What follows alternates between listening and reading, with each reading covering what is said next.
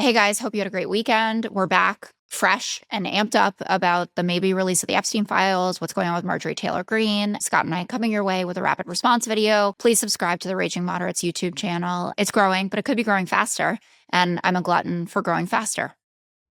Thanks. Welcome to Raging Moderates. I'm Scott Galloway. And I'm Jessica Tarlov. All right, Jess, let's get into the chaotic MAGA breakup everyone's talking about. Trump and Marjorie Taylor Greene are officially on the outs. Trump hopped on Truth Social and lit her up, calling her wacky, a ranting lunatic, yanked his endorsement, and basically dared anyone in Georgia to primary her. And MTG?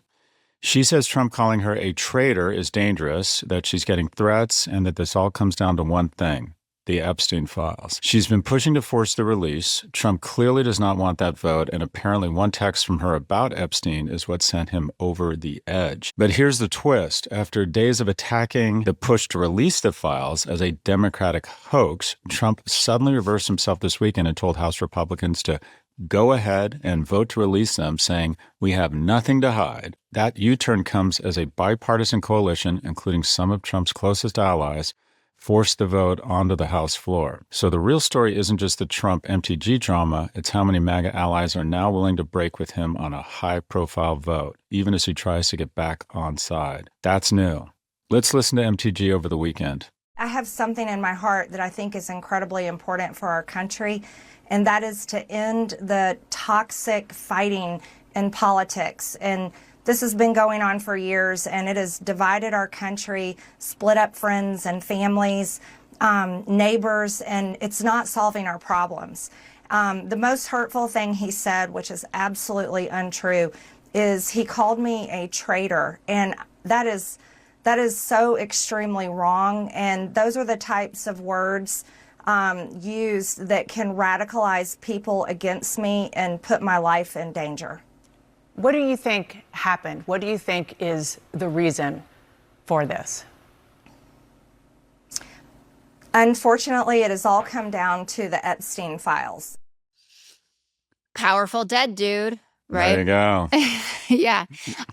So I'm obviously enjoying a large portion of the Marjorie Taylor Greene found her soul, or, has been redirected to some more sane place tour that's going on right now. I do find it hard after that many years of batshit stuff, from the Jewish space lasers to the big lie about, the election not being fairly won by Biden in 2020, all the vitriol.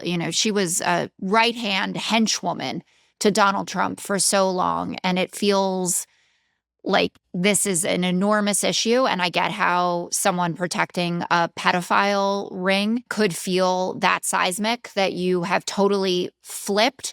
But part of me also is just not ready to be there with her. I don't know. How are you feeling about Marjorie Taylor Greene for the Democrats? Look, I'm really conflicted because I think something's happened. She's done polling. Maybe she has had a change of heart. I do think it's important to embrace imperfect allies. And I don't like Democrats doing a purity test or saying, no, you said this once and you're off, that's it. You're off my Christmas list forever. So we need to welcome imperfect allies. And I think what she's saying is actually very compelling. But the bottom line is I feel like she's a bit of an arsonist who all of a sudden her house burns down and she just thinks she has been creating this vitriol for years. Don't forget, she was the one that was harassing and heckling at Parkland shooting survivors. She's just, quite frankly, I think she's a vile fucking human being. Even if she's saying talking points that make me feel better, even if she's saying all the right things on a more substantive level, distinctive how I'm triggered around MTG. And I think she's, quite frankly, I just don't trust her. Spies are executed in war. If a combat soldier's not killed and taken prisoner, you have to treat them with a certain level of dignity. All sides have agreed to that, at least in World War II. When Axis forces put on British uniforms and tried to be spies, or when we had spies, they can be executed on the spot. People who are pretending to be something they're not can be executed. And I'm a little bit And by the way, I'm not in any way suggesting violence against anybody. Just to be clear, no Just to be violence clear, coming no out of violence. this podcast. Yeah. But do we really trust Marjorie Taylor Greene that she's had a real change of heart? It's hard for me to imagine she really has in her soul changed and said, we need to take down the temperature. It's like, quite frankly, Marjorie, I can understand you saying the Epstein files need to be released. I think she's been steadfast and a leader on this. But to pretend to, I mean, it's like when Albert Brooks, when his wife goes down to the casino and loses everything and she's talking about a nest egg and he's like, no, you have things on toast. You're no longer allowed to say egg. Oh, there's a bird up in there, a wood that you're no longer to say.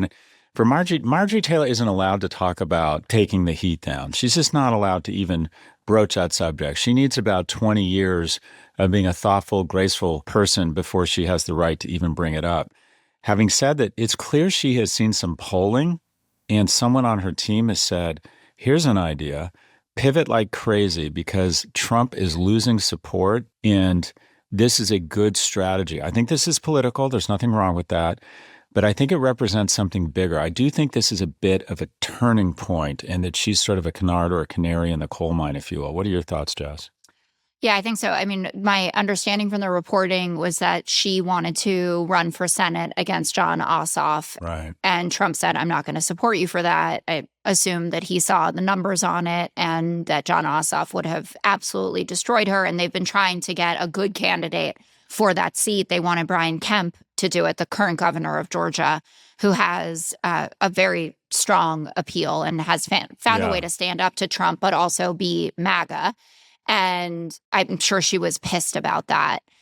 She did do something later on in that interview with Dana Bash that you don't usually see from a politician. She apologized. Like Dana rightfully pushed back and said, oh, that's all well and good that you don't want the toxicity, but you've contributed to this for years. Yeah. And now that it's on your literal doorstep because she's getting threats, you want to change course. And she actually womaned up and apologized for her role in that. I would like to say humbly, I'm sorry for taking part in the toxic politics. It's very bad for our country. And it's been something I've thought about a lot, especially since Charlie Kirk was assassinated.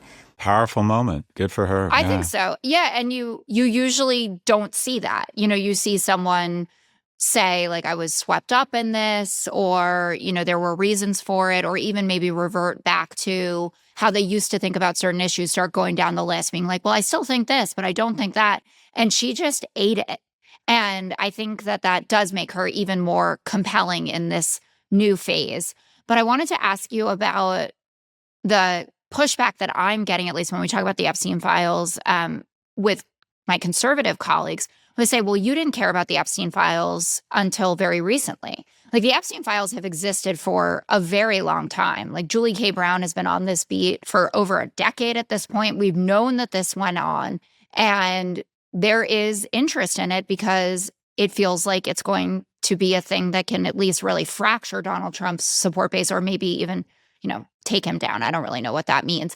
But do you think that Democrats should own up to the fact that there was a political expediency to this? Because it feels kind of shitty to me that we didn't care that these 13-year-old girls were being trafficked around, because we did know and said basically nothing. Look, I think it's a fair point. And the reality is, even distinct of a lack of concern for these victims, in America, there's a lack of concern for kids, full stop. Whether it's 25% of Americans are under the age of 18, but 40% of SNAP recipients are under the age of 18. So why wouldn't that also translate to not being as concerned as we should be about this? Although the only thing I would say is it's just a bigger deal when the president's involved. 100%. So yeah.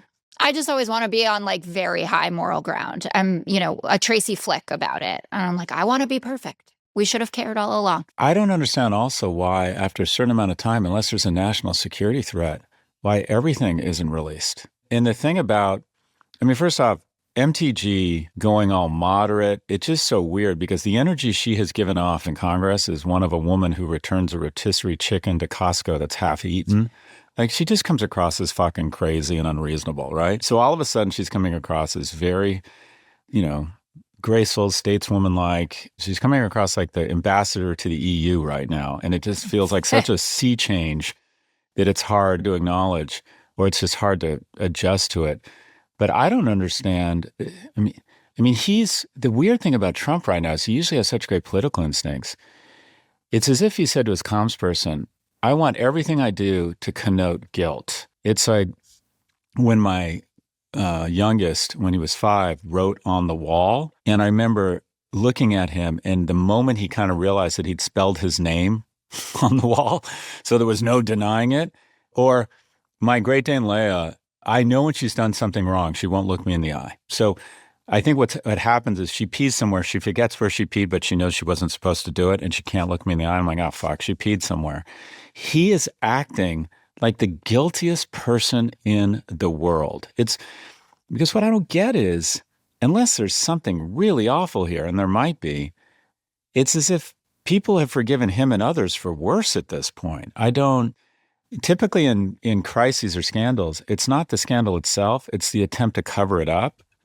And he usually has such great political instincts here, and it's as if he's decided, I want to give the world the impression that I'm guilty. And the thing I don't understand, I'd like to get your thoughts on, is this is such a corrupt administration, the head of the FBI, basically a personal lawyer running the DOJ. What's to give us confidence that they're not going to alter these documents or do some sort of soft release of something that's been perverted or bastardized? I wouldn't put it past them. I don't. I think that's totally the play for Trump to say, release them all. And then Pam Bondi says, we'll release everything that we can because there are open investigations. And that's what happened under the Biden administration, by the way. Like, it was ongoing. And so they couldn't release all the Epstein files. And Joe Biden certainly wasn't afraid of what it said about Joe Biden in there. The guy's not even mentioned. So I think this is totally a sleight of hand. And then the Republicans who do support him will just fall in line saying, he did the best that he could. And what does come out will have massive redactions. But he is staring a problem in the face that is bigger than what he has dealt with before, because the MAGA base in 2020 did show up and vote for him. It was the moderates, right, who swung to Joe Biden. And then a lot of them did swing back in 2024. This animates the MAGA base. And the rumor is that you would see up to 100 Republicans in the House voting to release the files. So he basically had no choice but to be on the proverbial same page as them. But I have no expectation that we're going to be getting any real new information from whenever these files gets released. And he's just going to work like hell to try to distract people towards other topics, maybe, roll back some more of those tariffs. So he's not putting us into, economic hell, and just try to get through the midterms like that. Yeah, I think that they're going to do a quote unquote soft release and claim that, okay, we've come clean. We wanted it out. We're warriors of justice. And they're going to release a document that is all redacted, except it'll say Bill Clinton and Bill Gates over and over again. Larry Summers, too. Yeah, and Larry Summers. There you go. Yeah. Anyways, Jess, that's it for today. Join us Wednesday for our regular scheduled program. Jess, have a good rest of the day. You too.